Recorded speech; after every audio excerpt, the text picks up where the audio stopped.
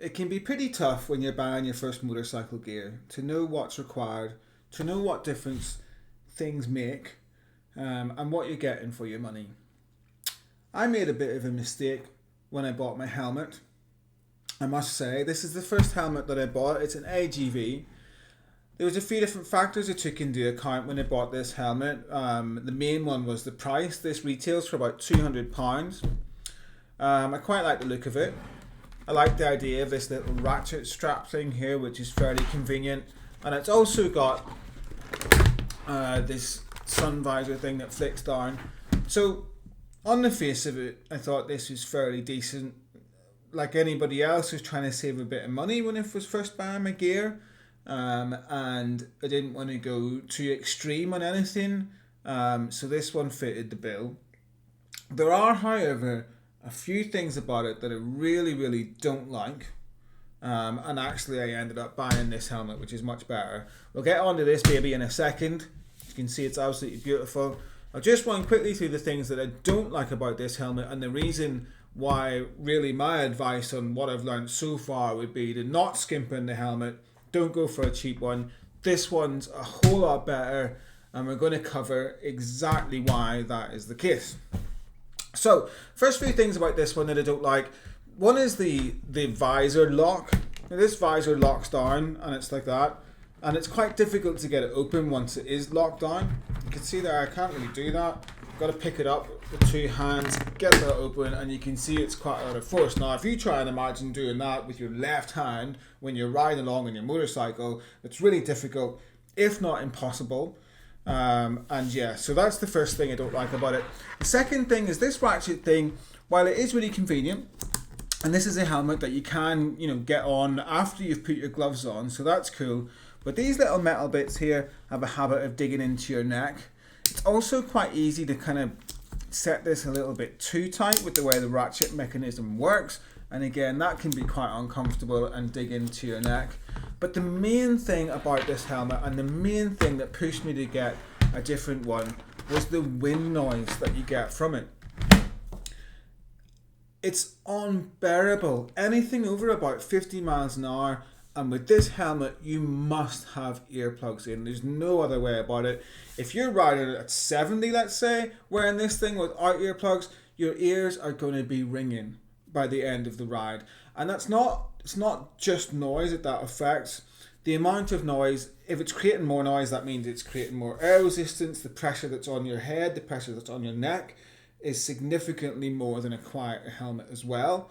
And that's the main reason. It was really, really starting to bother me. It was really starting to get to me. And I've got to say, wind noise is just not something that even crossed my mind when I was buying a helmet in the first place. My lack of experience, I didn't even think about that. And it's not even a topic that I researched when I was looking into a helmet. It just never crossed my mind. You don't know what you don't know. It's a learning process. It's the same for everybody. Hopefully this little video will help a few people not make the same mistake that I had, because I started this off trying to save some money, and actually what it did was ended up costing me a whole lot more. So that's the 200 quid helmet right there.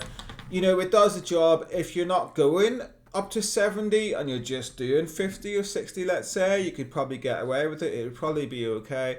But, I just couldn't bear it any longer. I'd had enough. I did a bit of research online, and I discovered this one. This is a SHOEI NXR2. It's called in the UK. It's called something like RF 1400 or something like that in different markets. It's much more expensive. It's 500 quid as opposed to the 200 quid for this one. But you can really see where your money goes with it. We'll get onto the wind noise in a second, but just the initial features that we spoke about before. The visor release just pops up really easy to do that with one hand while you're riding along. Don't know about you guys, whenever I get into slower areas, if I'm doing like 30 or less, I like to pop the visor up. I don't know why, it's just something that I like to do, so it's really nice to be able to do that. I really love the way this helmet looks as well. Incidentally, that matte finish combined with the really bright colours, and I love it more every time I look at it. I just think it's great the way it looks. That's not really a massive factor, obviously. There's other things that are more important, But you know it's nice. And especially when you spend a few more quid on a helmet, that makes a big difference. You can really feel the difference as well with this when you're riding along in terms of the wind force on your head.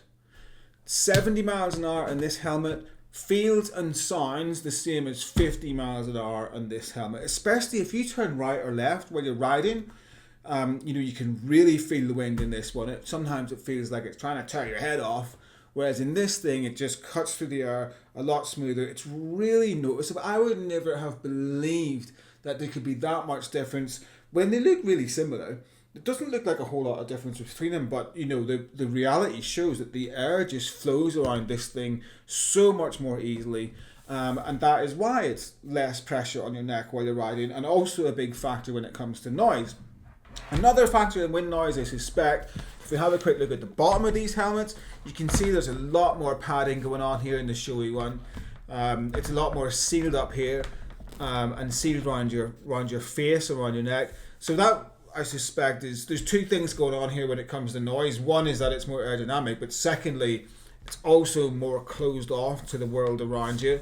Makes this one a little bit harder to put on, but that's not a big deal.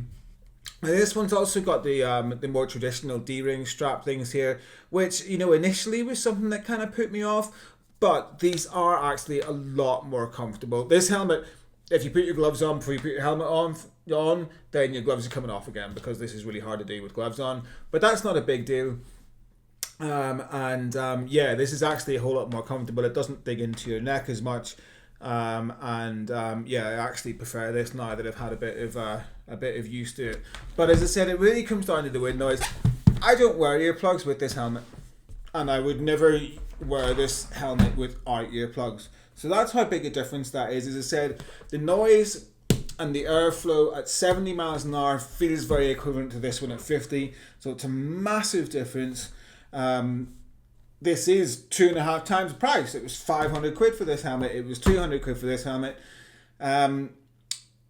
Whenever you're first buying gear, it's always tempting to kind of go down the cheap road, and that's what happened with this one. That's exactly what I did, but I really wish I just paid for this thing in the first place.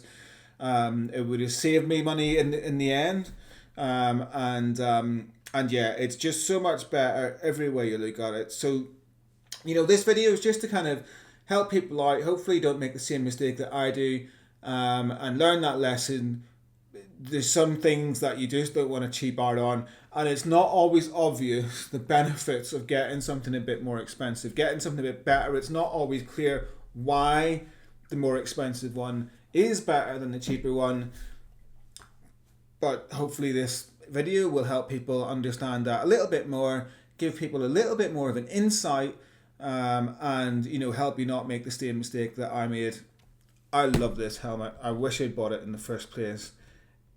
Yeah, it's just great. So anyway, thanks for watching.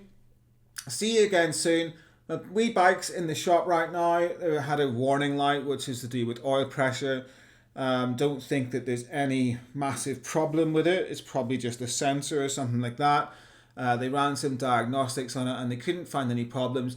But an oil pressure sensor light is something that you can't really ignore.